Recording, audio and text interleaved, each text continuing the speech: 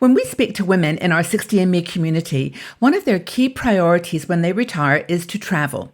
But there's always an excuse. There's always not enough money, not enough time, no one to travel with. But I think it's really important that if travel is a passion for you, you find a way to do it. And I've got 7 tips today for you to get yourself motivated in a very practical way about being able to do those trips and those journeys that you're longing to do. My name is Margaret Manning. I'm with 60Me, and I want to thank you so much for being here today. Our show today is brought to you by Easy Spirit. Now, Easy Spirit is a company which makes fabulous shoes for women, comfortable and stylish. They've got a whole range of new shoes in all kinds of sizes and widths, and there's something for everybody. They really believe in a focus on comfort, and anything is possible when you have comfortable shoes.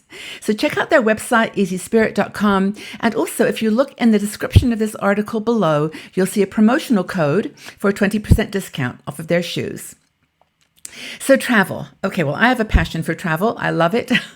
I have any opportunity, and not always, distant travel. I jump on a bus sometimes. I go to the next town, find a little cafe or an unusual park, just some place that I've never been. That to me is the travel state of mind.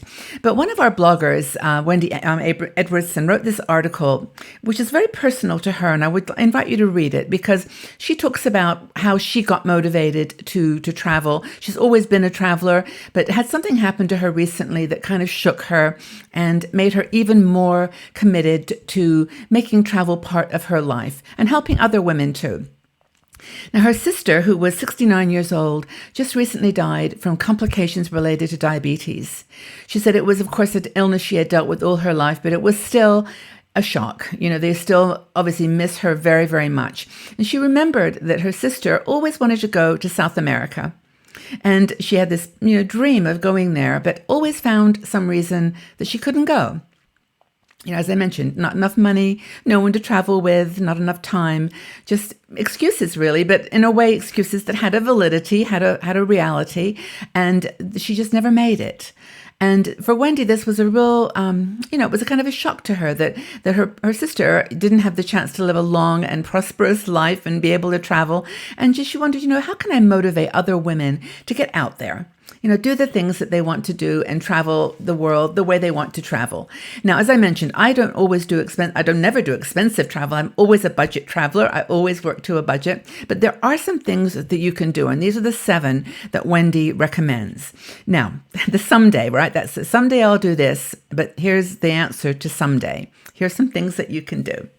First is luxury cruising. Okay, cruising, people either love it or hate it. I love cruising. We have another company with 60Me called She Cruises, where we are organizing cruises for older women and having a wonderful time with it. I love cruising, but if you want to do a luxury cruise, say you always wanted to go on a line that was just had a reputation to be a beautiful luxury line, you try to think about it in terms of the experience and not the time. So if it's a 14-day cruise, find a 5-day cruise. And trust me, a lot of these cruise lines, like Cunard, for example, which to me is a luxury brand, there's many others, but they also do 3-day cruises. And you can take like a sampler. You get the luxury experience. You get to be on the ship for those days, and you're not having to spend, 5 times as much money that you would spend for a 14-day cruise. So luxury cruises, it's your choice. These are all your choices. And if you love cruising and you want to do that, try a shorter cruise, a 5-day or 3-day. Just get out there and do it. If luxury cruising or train journeys, this is another one for me. Here I am going on about other people doing this. I also always wanted to go on the Orient Express. To me, that's a luxury trip. And what I've done instead, because I can't afford the money to go on that luxury trip, I take short train journeys. And I treat them like the Orient Express. I take food and books and just things that make it feel luxurious to me. And that's my answer to it. So there's ways. Second thing is roommate options. Now, this is not just with train or cruise travel, because there you do have a challenge with single supplements that are expensive if you don't have a roommate. A lot of the cruise lines now have roommate matching services. And there's actually several companies that do organized cruises that also have roommate matching ability. So you can sign up for it, get the benefit of the saving, but and just take yourself, put your open mind, and look for someone that's like you, and just try it. I did this with a trip that I went to India several years ago, and my roommate was Kathleen, and I never met her before, but we just talked on the phone a few times and thought, yeah, we're going to be okay. And when we got on the trip, we became best of friends. We subsequently traveled together on a cruise to Norway last year, just the two of us, not in a group. And it was just fantastic. So you can make lifelong friends that way. Have a go with roommates, a lot cheaper way to travel. It eliminates one of those, someday I'll go when I get my more money. Try it. Try roommates. Another thing, if you're flying and you just don't like flying in economy, it's not super comfortable for a long trip, can't afford business, can't maybe afford first class or hope for the upgrade, but just go economy plus. And sometimes you'll find if you book early enough, you'll find flights that are economy plus, and they're not that much more than economy, and you get that extra room.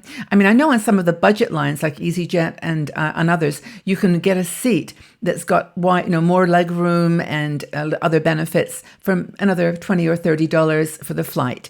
And it's always worth looking at that option. So economy plus instead of economy. Another thing is, we mentioned it earlier with the less time and more fun. You don't have to go for the 14-day cruise or the 14-day, cooking excursion. You can do 7 days. You can do 5 days. Look for them. Look for those short ones. I was just looking the other day for tours around the UK. And they've got a 7-day cruise or 7-day tour. And then they've also got a 4-day tour. So you can do just the 4 days, see maybe half of the things, but the important things or the things that are important to you. That's what's really important. Another thing I think here is when you're looking at doing this kind of travel is to trust in yourself. Trust that you're going to be okay, that you're going to be able to make these decisions, and and take a trip that's going to work for you. And it reminds me of one of our cards in our Aging Beautifully deck. I think I've told you about this deck, but it's called Aging Beautifully, and it's 46 cards, topics, all kinds of things related to travel and lifestyle. They're really pretty cards, and they've got a little inspirational quote, practical, on the back. It reminded me of this card, which is, seek independence, find your independence. That's one of the biggest kind of blockers to doing something like a travel excursion or a cruise, is you just don't want to go by yourself. You're kind of alone. Just find your independence. You can do it. You can do this. And with the help of a company like the ones I mentioned, really good. These cards inspire me every single day. I always find something that's useful, and I hope that you do too. But anyway, roommate options, taking less time. Another thing is to vacation off season. This is a very big one for older travelers, older women, because we're not in the workplace, or maybe not working full time. We can take those holidays off the school breaks, or in kind of the off season. Go to Greece in November. Don't go in the middle of July, and just choose your destinations and the places off season. A lot cheaper, and a lot more relaxing. And then again with savings, another one of the 7 options is to check for discounted airlines. I think I mentioned EasyJet. I always use EasyJet from an airport near me. I like the price, and I know people have challenges with budget airlines, but I've always found it okay. I touch wood, have not had a negative situation, and that's I think one way to get over that obstacle if I don't have enough money. Just accept that you might have to wait a little bit longer in line. It might be a little bit more hassle at the airport, but you'll get to Porto, or you'll get to Florence, or you'll get to San Francisco. You'll get to the places that you want to go. And that's the most important thing. And of course, Wendy in this article talks about her sister and how she wasn't able to make that choice. She didn't make the choice to go to South America, so she's not going to get to do it. But Wendy is, and she's hoping that you will too. There is one more, and I guess it's a kind of a one that both sides. She says to work with agencies.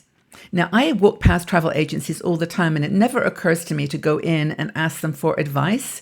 But Wendy is saying that it's actually a good idea, because agencies sometimes will book like a whole section of a ship, like they'll book 50 rooms, or they'll book places on an excursion or on a trip to a destination.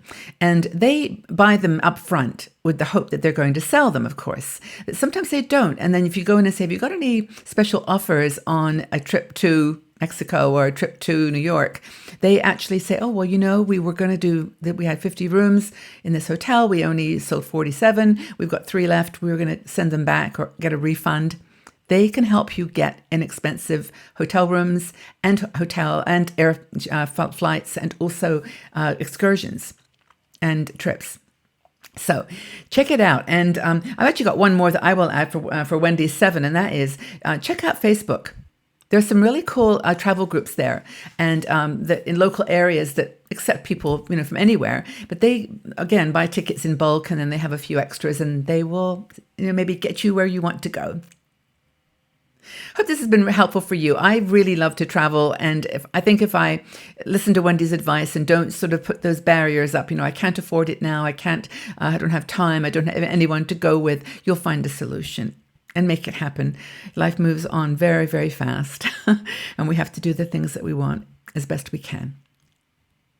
Have a really good day, everybody. Hope you're going somewhere fun. Perhaps tell us, are you going to travel this month? Any tips you've got for traveling on a budget or in a way that's going to get you there, motivate you to pack that bag and buy the ticket. Take good care, everybody. Have a fabulous day, and hope to see you again soon. Bye-bye for now.